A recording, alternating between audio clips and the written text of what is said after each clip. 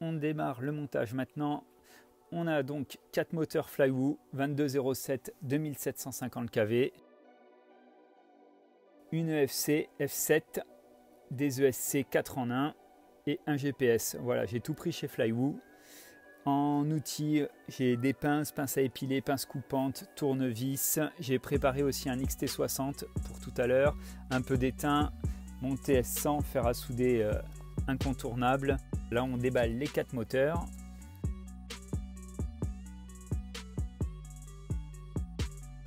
J'ai récupéré un emballage des moteurs pour pouvoir mettre toute la visserie dedans.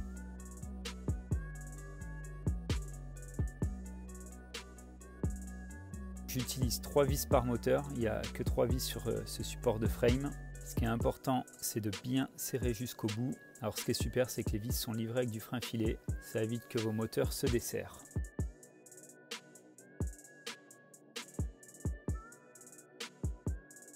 Voilà, les 4 moteurs sont maintenant montés. Je vais mettre un peu de Chatterton. Alors 2 solutions, soit le bras est assez fin et on peut passer de la gaine thermo et c'est encore plus propre, soit Chatterton, on enroule les câbles et comme ça évite que ça traîne, ça évite aussi qu'un câble trop lâche puisse se prendre dans les moteurs. Voilà les ESC, donc les ESC Flywoo 50 A, il y a 4 LED dessus qui sont paramétrables sur Betafly et la F7. La F7, on y revient tout à l'heure. Je prépare le TS100, je le mets à chauffer. Je me sers de la frame pour pouvoir étamer la carte. C'est assez pratique, elle est coincée sur les smoothers. Le XT60 que j'ai préparé au début, je vais tout monter par dessous, comme ça il n'y a aucun câblage qui apparaît.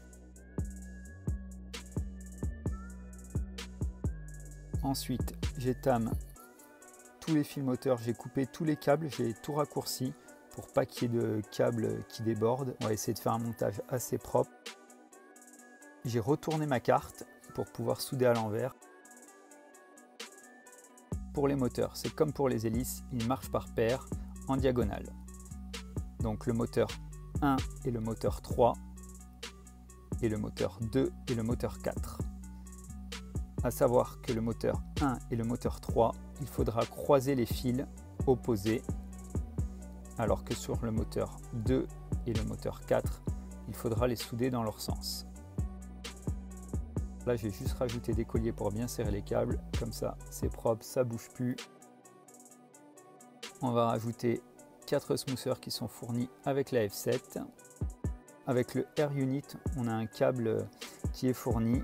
Ce câble là est beaucoup trop long, donc moi je le coupe en 2. On va se servir du schéma qui est fourni avec la carte. On vérifie la carte, je vais venir chercher les endroits pour me connecter, donc pareil, je me mets à l'envers. Alors sur le système DJI, vous avez le fil rouge, le fil noir, ça c'est l'alimentation. Vous avez un fil blanc et un fil gris, c'est RX et TX. Ensuite, vous avez le S-Bus qui est un câble orange et pour finir, un câble marron qui ira sur le ground.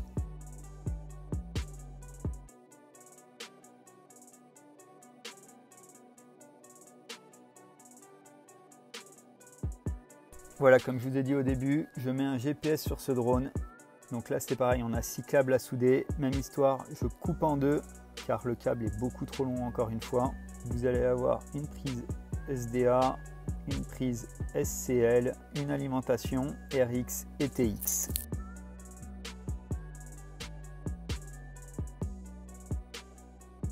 Voilà, maintenant on va pouvoir monter le DJI Air Unit.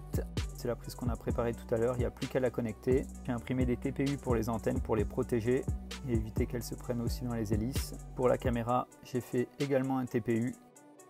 On va pouvoir fermer enfin le drone. Je passe mes câbles à l'arrière pour le GPS. On va pouvoir monter le GPS grâce à un ruban double face. Il colle super bien et en plus il absorbe un peu les vibrations.